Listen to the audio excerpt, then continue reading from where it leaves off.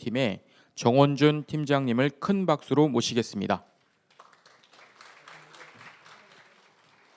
네, 안녕하세요. 방금 소개받은 한국법제연구원의 정원준입니다. 네, 이렇게 그 인공지능 기본법이 탄생한 국회에서 또 의미 있는 앞으로의 발전 방향에 대해서 논의하게 돼서 굉장히 뜻깊은 자리인 것 같습니다. 저희가 사실 앞서도 이제 말씀을 주셨지만 오랜 기간 좀 논의하고 고민하면서 이 법이 너무나 대한민국의 중요한 법이고 또 인공지능 산업 육성 내지 신뢰와의 조화를 위해서 굉장히 중요한 법이기 때문에 앞으로 그 논의를 계속해서 구체화해 나가고 지속적으로 논의하는 게 굉장히 중요할 거라고 생각을 합니다. 네, 발표를 빨리 시작하도록 하겠습니다. 네, 요 장표가 사실은 제가 생각을 하는 이 인공지능 기본법이 앞으로 나아가는 데 있어서 그리고 좀 더 합리적으로 우리가 규율하기 위해서 필요한 전제가 되는 선결 과제라고 생각을 합니다. 이제 크게는 두 가지 관점으로 생각을 해볼 수 있을 것 같은데요. 이제 법 정책적인 관점 그리고 법 이론적인 법학적인 관점에서도 이 접근이 필요하다고 생각을 합니다. 너무나 중요한 기술이고 앞으로 미래의 핵심이 될 인공지능 기술이기 때문에 사실은 이러한 신기술 영역에서는 이 정책적인 관점이 너무나 중요하겠죠. 이게 국가 차원에서 이 인공지능의 전략을 만들고 이끌어 나가는 근거가 되기 때문에 굉장히 중요한 부분이고요. 하지만 인공지능 기본법은 법학의 관점에서도 굉장히 중요한 도전 과제들을 던진다라고 생각을 합니다.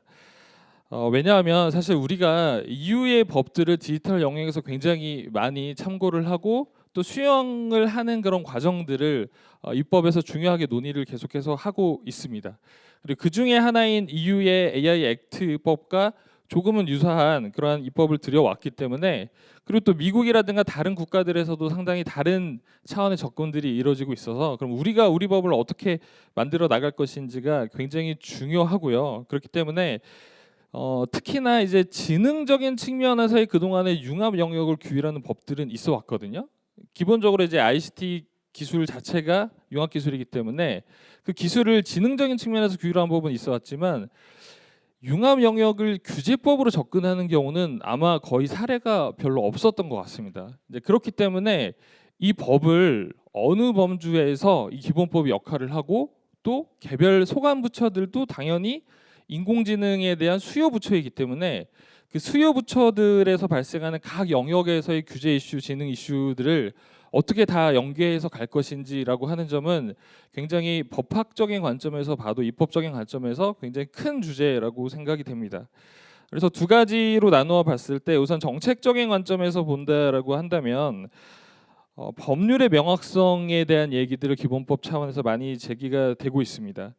그런데 기술을 정의하기 어려운 단계이기 때문에 당연히 법적 개념도 명확하게 설정하는 것이 어려운 부분이 있다라고 생각을 합니다. 그런데 이제 문제는 하위 법령이라든가 가이드라인을 통해 가지고만 구체적 내용들이 기술된다라고 한다면 이러한 부분들은 어떻게 보면은 이 법적 불안정성과 굉장히 연계가 될 수가 있습니다. 그래서 이 기본법이 기본법으로서 어느 수준에서 구체적으로 규율할 건지 여부 그리고 나머지는 개별법에서 어떤 부분을 위임할 것인지 그리고 또 개별법이 어떤 내용들과 연계할 것인지라고 하는 부분들이 굉장히 중요하다라고 보실 수 있을 것 같습니다. 다음으로는 이제 자율 규제와 정부 규제인데 우리나라는 기본적으로 정부 규제 위주이기 때문에 자율 규범이 발달한 나라는 아닙니다. 그런데 인공지능 영역은 앞서도 많은 분들이 말씀하셨지만 너무나 많은 영역을 너무나 많은 형태로 포괄을 해야 되기 때문에 이 규범을 모두 정부 규제만으로 가져가는 것은 쉽지 않다라고 생각을 합니다. 그런데 우리는 그 시작점을 인공지능 기본법이라고 하는 법률로 삼았기 때문에 그러면 법률에서 규제하지 않고 자율규범으로 형성할 것은 무엇인가라고 하는 점을 고민할 필요가 있을 것 같습니다. 그 중에 하나가 EU가 너무나 체계성 있는 법을 도입을 해서 각 사업자별로 혹은 리스크별로 차등적인 규제를 도입을 했는데 COP라는 규정을 둡니다. 코드 오브 프랙티스죠. 그러니까 행동 강령을 둬서 자율 영역에서도 기업들이 스스로 할 수 있는 법적 구성력은 없지만 행동 강령을 굉장히 디테일한 수준으로 규율을 했기 때문에 이러한 부분은 우리가 참고를 할 필요가 있을 것 같습니다. 그다음에 이제 경쟁 국가들이 사실은 자국 보호 중심으로 해서 규범을 형성을 하고 있습니다. 우리가 지금 기본법의 많은 논의들은 규제 측면에 많이 치우쳐 있는데 제가 생각했을 때는 지능적인 측면에서도 보완할 점들이 있습니다. 그리고 그 지능적인 측면에서도 해외에서 규제 샌드박스 제도라든가 우리와는 좀 다르거든요. 그래서 그러한 제도들을 고민하고 있기 때문에 우리도 지능적인 측면에서의 제도도 함께 고민할 필요가 있다고 생각을 합니다. 네, 법 이론의 관점에서 보면 실질적 법치주의라는 말이 굉장히 법 이념으로서 존재를 하는데 여기에 이제 들어있는 내용들이 포괄임이라든가 자의적 해석 그리고 명확성 확보 이런 것들이 들어 있습니다. 그래서 그 측면에서 우리가 입법을 보완해 나가는 측면들도 필요할 것 같고요. 그리고 이제 법 형식이 기본법이기 때문에 기본법은 사실 우리나라가 체계성을 가지고 입법을 형성해 온 것이 조금 부족한 부분들이 그동안 있어 왔습니다. 그런데 인공지능 기본법은 정말 큰 법이 기본법으로 출발을 한 만큼 이 개별법과의 연계성을 잘 고려해서 입법의 연계성을 체계성을 그리고 만들어 나가게 되는 부분들이 필요하다고 생각을 합니다. 그런데 이제 기본법이다 보니까 지금 이제 기본법 법률 단위에서 너무나 모호하고 불명확한 것이 많다라고들 얘기를 하는데 그 내용들을 너무나 또 구체적으로 하위 법령에서 규율을 하려다 보면 이게 자칫 규제 기본법이 될 수가 있다고 생각을 합니다. 그래서 일정 부분 책임의 범주나 내용에 대해서는 조금 더 유연하게 적용할 수 있도록 좀 구체성을 조금 덜어내고 개별 영역에서 필요한 규제들을 구체화하는 방향으로의 연계가 필요하다고 생각을 합니다. 네, 그리고 이제 임팩트 베이스드 어프로치로 우리는 이제 입법을 들여왔기 때문에 이 차이도 조금 인식을 해야 되고 그 큰 차이 중에 하나는 이유는 모든 사업자가 규제 대상이 됩니다. 그리고 모든 서비스가 규제 대상입니다. 다만 그 리스크 베이스드 혹은 범용 모델인지 아닌지 여부에 따라서 차등적으로 규제가 적용이 되는 거거든요. 일부 미니멀 리스크의 경우에는 사실 규제가 면책이 됩니다. 그렇기 때문에 그 체계성을 가지고 있는 것인데 우리는 고영향인지 아닌지 여부만 중요합니다. 고영향에 해당이 되면 여러 가지 준수 의무들이 따라붙기 때문인데요. 그렇기 때문에 이 이분법적인 접근에서는 이 고영향인지 여부가 굉장히 중요해지기 때문에 이 부분을 또 명확히 정하는 부분들이 필요할 것이라고 생각을 합니다. 네, 여기까지 개요적인 말씀을 드리고 이제 해외 입법례 같은 경우도 저희가 이제 기본법이 입법이 된 이후에는 해외 입법례들을 아주 디테일하게 들여보다 보지는 않는 것 같은데 미국도 그렇고 EU도 그렇고 여전히 계속해서 고민하고 있고 여전히 시장에서 뭘 준수해야 되는지 규범에 대한 규율 내용에 대한 모호성이 지적이 되고 있습니다. 많이들 아시다시피 유럽은 이 위험 수준에 따라서 차등적인 규제를 고안을 하고 있고 범용 모델에 대해서는 이건 단순히 고성능이기 때문에 규제해야 된다라고 해서 병행을 하고 있습니다. 다만 유의해야 될 점은 이유는 너무 구체적으로 그리고 금지 행위도 보시면 굉장히 다양하잖아요. 그런데 이 금지 행위들에 대해서 이익 형량을 할 수 있는 여지들을 충분히 마련을 해놨습니다. 그러니까 여기에 해당된다고 해서 무조건적으로 금지 행위가 아니라 그리고 모든 여기에 해당된다라고 해서 모든 것이 금지가 아니라 이익 형량을 통해서 공익적 목적이 강한 경우라든가 혹은 이 디테일하게 일부 빠져나갈 수 있는 제외에 대한 부분들을 되게 디테일하게 논의를 하고 있습니다. 그게 법 규정들 내지 리사이틀이라고 하는 전문에 담겨 있고요. 그러니까 한마디로 원칙은 정했지만 원칙은 엄격하지만 예외를 구체적으로 정하겠다라고 하는 측면에서 접근을 하고 있기 때문에 그 관점에서는 법적 명확성을 확보를 하고 있는 겁니다. 그래서 그러한 차이점을 인식을 할 필요가 있고요. 그다음에 이제 지난달 발표된 COP 행동호황령의 내용들을 보면 이 앞서 말씀드린 자유규범이지만 상당히 디테일한 내용들이 들어가 있고 자칫 뭐 규제적 요소라고 생각할 수 있는 부분들도 많습니다. 그래서 크게는 이제 투명성하고 저작권 섹션에서 내용들을 공개하고 있는데 아마 한간의 기업들이 투명성 측면에서 어디까지 공개해야 되냐, 모델의 학습 방식이라든가 사용한 학습 데이터 어디까지 공개해야 되는 논란이 많은데 실제로 이것을 이제 문서화하고 보관하고 또 일정한 경우 필요한 경우 정부에 보고해야 되는 의무들이 들어가 있기 때문에 이제 상당히 엄격한 내용들이 들어와 있고 그러다 보면 내용적으로도 보시면 굉장히 디테일한 데이터 획득의 방법이라든가 범위 특징, 뭐 큐레이션 방법 이런 것까지도 공개하도록 여기서는 법적 구속력은 없기 때문에 권고를 하고 있습니다. 그리고 저작권 섹션도 우리나라에서도 사실은 많이 논란인데요. 그 TDM과 관련해서 유럽은 이제 이분법적으로 접근을 하고 있습니다. 그래서 연구 목적의 경우에는 원칙적으로 이제는 면책이 부여가 되는데 상업적으로 사용하는 경우에는 이 옵토합 방식을 인정을 하고 있는데 그동안 논의됐던 것이 옵토합을 하려면은 투명하게 공개해야 권리자가 내 데이터가 학습의 대상이 됐다라는 것을 알고 권리를 주장을 할 거지 않습니까? 그렇기 때문에 그런 기업 입장에서는 어디까지 공개를 해야만 옵트아웃의 그 조건에 해당이 되느냐 여부가 문제가 됐었는데 CUP에서 일정 부분 이 조치 의무나 정책에 대한 권고 내용들이 들어가 있다라고 보실 수 있습니다. 그리고 미국도 조금 잘못 알려진 부분들이 있기는 한데 미국은 현재 주법은 굉장히 디테일한 규제법을 만든 주가 계속해서 등장을 하고 있습니다. 그리고 그러다 보니까 오히려 연방 정부에서 얼마 전에 이 주법의 시행 자체를 10년 유예하는 법안을 올렸다가 최종적으로는 취소가 되는 가결이 됐습니다. 그래서 내용들을 보시면 캘리포니아주가 텍사스주, 콜로라도주인데 이 캘리포니아주 같은 경우에도 여러 법을 제정을 했고 모델에 대한 투명성 요구 그리고 학습용 데이터에 대한 투명성 요구에 대한 법을 별도로 두고 디테일한 내용들을 규정을 하고 있습니다. 텍사스주 같은 경우에도 법명 자체가 책임 있는 AI 거버넌스 법입니다. 그래서 상당 부분 책임성을 강조하고 금지 대상이라든가 혹은 주 법무장관이 요구할 수 있는 기업에 요구할 수 있는 사항들이라든가 여러 가지 이 모니터링에 대한 의무 이런 것들이 지금 현재 법안에 들어가 있습니다. 다만 텍사스주에도 보시면은 규제 샌드박스와 관련된 내용은 적용이 배제되도록 하는 부분들을 고안을 하고 있습니다. 콜로라도주 같은 경우에도 굉장히 디테일하게 규정을 하고 있습니다. 저는 이 콜로라도주법 같은 경우 우리도 좀 참고가 필요한 것이 개발 사업자하고 이용 사업자의 의무 규정을 나누어 놓으면서 심지어는 이제 고위험 시스템 사업자가 이용 사업자 또는 개발 사업자에게 어떤 것을 제공해야 되는지 그리고 이용 사업자가 이제 영향 평가를 받게 되면 거기에 필요한 정보는 개발 사업자가 제공하도록 한다든지 그리고 계약서상의 그 의도된 이용의 경우에 이 합리적으로 예측 가능한 경우에는 그 차별 위험에 대해서 그 관계 장관에 이제 통지해야 되는 그런 의무들을 부과를 하고 있는 것을 확인할 수가 있습니다. 그래서 이러한 부분들은 저희도 개발 사업자 그리고 이용 사업자 위주로 규율을 하고 있기 때문에 구체적인 내용들은 참고할 수가 있을 것 같습니다. 네, 이제 기본법상의 명확성과 관련된 부분들은 아마 뒤에서 후속적으로 세부적으로는 이제 발표자분들께서도 많이 말씀을 주실 것 같아서 간단히 제가 생각하는 부분만 좀 말씀드리도록 하겠습니다.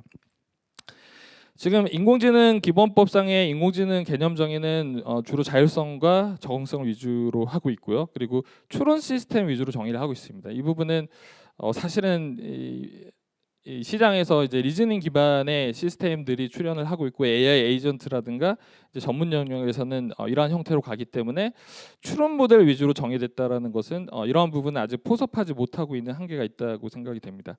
그리고 이제 많이들 논의되는 것이 사업자 개념이 뭐하다라고 하는 측면인데 저는 이 부분에 꼭 확인이 필요하다고 생각합니다. 왜냐하면 법률에서 인공지능 사업자로 해서 개발 사업자, 이용 사업자를 다 포괄하도록 개념만 해놓고 법적 책임을 지었을 때 이걸 하위 법령에서 거기에 어떤 책임 범위를 줄이거나 특정 사업자가 빠지게 하기는 어렵습니다. 왜냐하면 법에서 이미 개발 사업자, 이용 사업자를 포괄하는 수범 주체로서 의무 규정을 뒀기 때문인데요.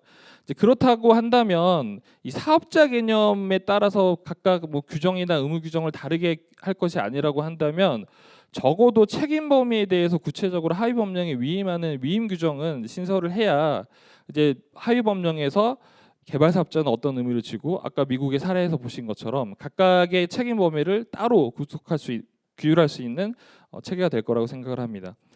그다음에 이제 고용량과 관련해서는 이게 고용량이 많이들 의문을 제기하는 것이 그러면 영향이 크면 편의성이나 실익이 좋아지는 건데 긍정적인 방향의 영향도 고용량에 해당되느냐라고 했을 때는 조금 더 법 취지를 명확히 설명할 필요가 있을 것 같습니다. 왜냐하면 우리가 고성능 모델에 대해서 규제하기 위해서 범용 모델에 대한 규제 체계를 들여왔는데 그러면 고용량도 단순히 리스크 내지 위험 그러니까 부정적인 영향뿐만 아니라 성능이 좋아서 고용량에 귀속시켜서 우리가 규율을 하고자 하는 의도가 있는지 여부에 대해서는 조금 더 가이드라인 등을 통해서 명확해질 필요가 있다고 생각이 되고요. 그리고 고영향 인공지능이 지금 기본권에 대한 중대한 영향하고 위험을 초래할 수 있는 우려, 이 두 가지가 판단 기준이기 때문에 이 각각은 너무나 다른 영역이거든요. 그래서 전자의 이제 기본권 같은 경우는 권익 기반으로 고민이 필요할 것 같고, 후자의 위험성은 또 안전의 관점에서 영향이기 때문에 두 개는 별도로 판단 기준들을 만들어야 될 것 같고요. 그다음에 특히나 이제 3옥 같은 경우에는 다른 규정과는 다르게 채용과 대출 심사가 예시 규정입니다. 다른 데는 영역을 정해놨고 3옥은 채용과 대출 심사 등 중대한 영향을 미치는 판단과 평가이기 때문에 이게 어디 범위까지 적용되는지는 좀 해석이 필요할 것 같습니다. 그다음에 이제 확인 규정에 대한 부분도 행정적 처분의 성격을 갖는다라고 한다면 조금 더 절차라든가 이런 부분들이 보완될 필요가 있을 것 같고요. 이제 투명성 확보도 이따 이어지는 세션에서 잘 말씀을 주실 것 같은데, 지금 명확하게 인식할 수 있는 방식이라든가 이 투명성 의무는 사실은 개별 영역별로 너무나 다른 논의가 있을 수 있기 때문에 그 부분을 상당히 수렴하고 연계를 가지고 입법화하는 부분들이 필요할 것 같습니다. 그다음에 이제 시간이 많이 남지 않았기 때문에 빠르게 말씀을 드리도록 하겠습니다. 이 법이 갖는 중요한 특징 중에 하나는 수평적 규제라고 하는 것이고, 또 그 수평적 규제에 따라서 포괄 입법을 하고 있는 것이 특징입니다. 앞서 말씀드린 것처럼 기본법에서 너무 구체적인 규제 내용들을 명확성 확보를 위해서 하위 법령 내지 가이드라인을 담다 보면 이 법이 자칫 규제 기본법이 될 수 있기 때문에 저는 수범 대상 누가 뭘 해야 되는지는 명확하게 하되 의무와 책임 범위는 조금 더 모호성을 남겨두는 것이 바람직한 접근이라고 생각을 합니다. 그리고 이유가 사실은 이런 유연성, 금지 행위를 1년마다 재평가하도록 하고 있거든요. 그리고 고위험 시스템에 대해서도 4년마다 개정을 하도록 하고 있습니다. 그러니까 시장 변화에 따라서 고위험은 얼마든지 달라질 수 있고 금지되는 행위도 달라질 수 있기 때문에 이제 그러한 유연성을 과연 우리 입법의 체계는 굉장히 엄격한 절차들을 거쳐야 되는데 이걸 어떻게 내재화시킬지에 대한 고민들이 조금 필요할 것 같다는 생각이 들고요.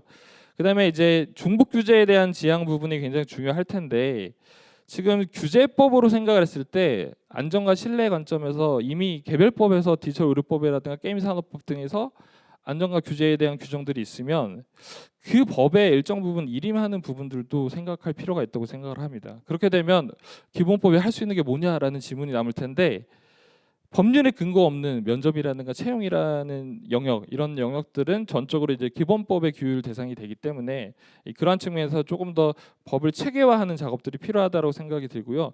아래에 보시면 이제 34조에 인공지능 사업자가 다른 법령에 따라 제1항 각호에 준하는 조치를 대통령령으로 정하는 바에 따라 이행한 경우에는 제1항에 따른 조치를 이행한 것으로 본다라고 하고 있어서 비슷한 다른 법령에 따른 경우에는 2항에서의 규제 조항을 충족하는 것처럼 하는 간주 조항을 두고 있습니다.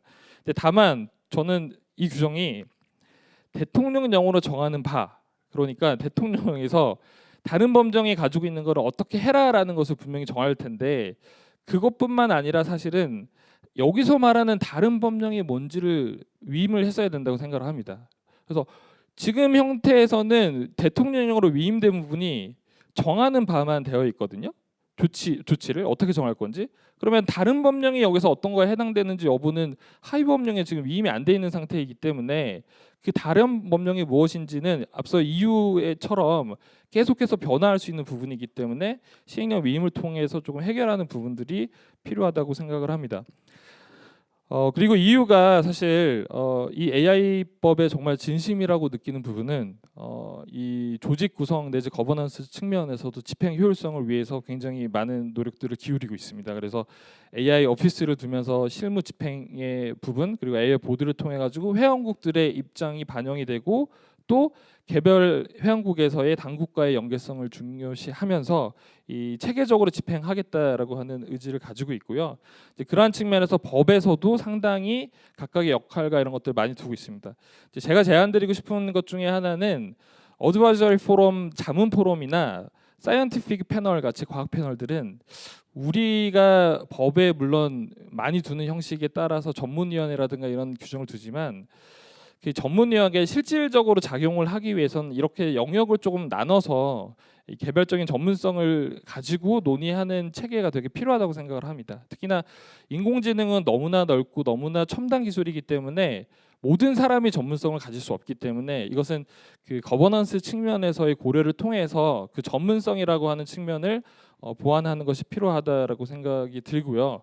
이제 그러한 측면에서 국가 차원에서 지금 많은 거버넌스를 법률에 따라서도 두고 있지만 조금 더 우리가 접근해 볼 부분이 있다고 생각이 들고, 특히나 하위 법령에 많은 부분이 위임돼 있는 상황에서는 정부 정책 자체를 마련하는데 어떤 종합적인 전략을 마련하는 데 있어서는 조금 부족한 부분들이 생길 수 있기 때문에 그 부분도 굉장히 필요하고, 끝으로 이제 그 규제 샌드박스 제도 우리나라 굉장히 넓게 그리고 굉장히 좋은 제도를 운영하고 있는데, 우리나라의 규제 샌드박스 제도는 기업이 신청을 해야 됩니다. 그러면 국가 차원에서 규제 특례를 적용하는 실증 사업을 하는 데는 한계가 있습니다. 그래서 EU라든가 미국이 고안하고 있는 규제 샌드박스 제도는 실증 사업을 국가 차원에서 해보겠다라고 하는 측면이기 때문에 이러한 제도는 기존의 샌드박스에도 불구하고 도입을 논의해볼 여지가 있다고 생각이 됩니다. 네, 시간이 많이 지체가 됐기 때문에 제 법적 과제에 대한 제언들은 자료를 참고해 주시면 좋을 것 같고요. 제 발표는 여기서 마치도록 하겠습니다. 감사합니다.